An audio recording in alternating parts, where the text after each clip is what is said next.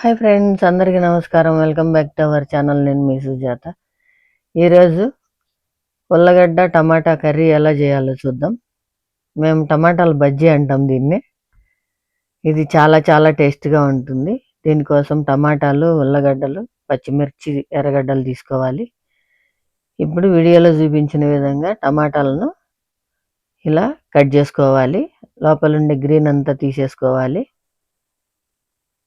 ఇప్పుడు ఉల్లగడ్డ తీసుకొని ఇలా పీల్ చేసుకోవాలి.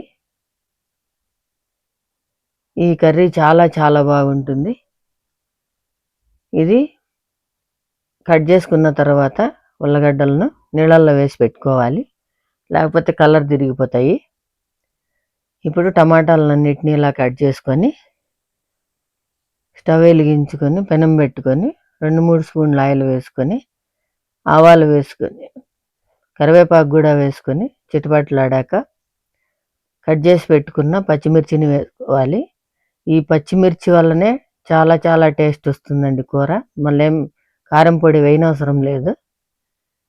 ఇప్పుడు ఎర్రగడ్డలను కూడా వేసుకొని ఇలా కొంచెం ఫ్రై అయ్యాక టమాటాలను కూడా వేసుకొని కలుపుకోవాలి. ఇది అన్నం లేకైనా చపాతీ లేకైనా చాలా చాలా బాగుంటుంది.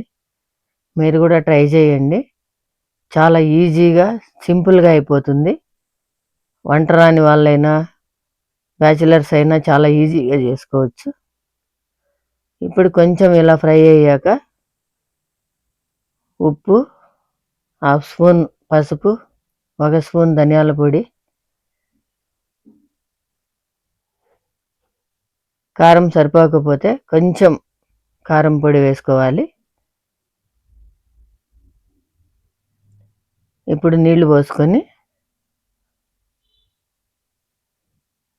కట్ చేసి పెట్టుకున్న ఉల్లగడ్డలను కూడా వేసుకోవాలి.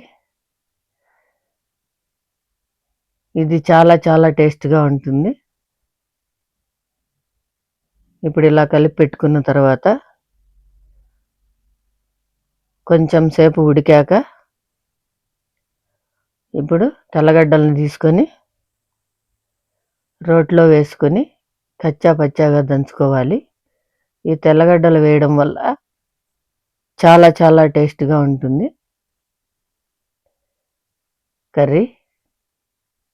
ఇలా వేసుకొని కలుపుకున్న తర్వాత దీనికోసం మనం శనగగింజల పొడి తయారు చేసుకున్నాం.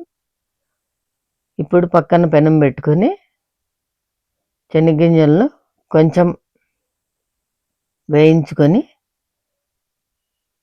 దీన్ని పొడి చేసుకోవాలి. ఇది కర్రీలో వేస్తే చాలా చాలా బాగుంటుంది. ఇది కూర అంతా ఉడికిన తర్వాత 5 మినిట్స్లో దించేటప్పుడు వేసుకోవాలి.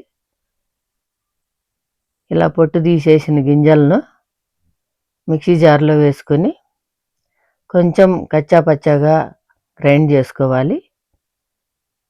ఇలా వీడియోలో చూపించిన విధంగా చేసుకోవాలి పొడిని.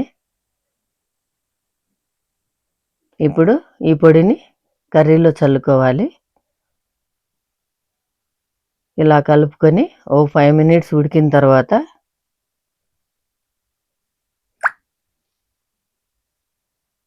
కొత్తిమీరను కూడా వేసుకొని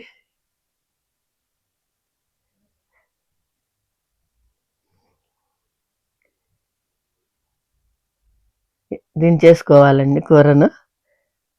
ఇది ఎంతో టేస్టీగా ఉంటుంది. చూడండి ఎంత కలర్ఫుల్గా కూడా ఉందో. ఈజీగా అయిపోతుందండి కూర. ఇది చాలా చాలా బాగుంటుంది. చపాతీ లేకైనా అన్నం లేకైనా చాలా బాగుంటుంది. మీరు కూడా ట్రై చేయండి. ఓకే అండి, మళ్ళీ మంచి వీడియోతో మీ ముందు ఉంటా. ప్లీజ్ సబ్స్క్రైబ్ చేయండి, లైక్ చేయండి, షేర్ చేయండి. Thank you.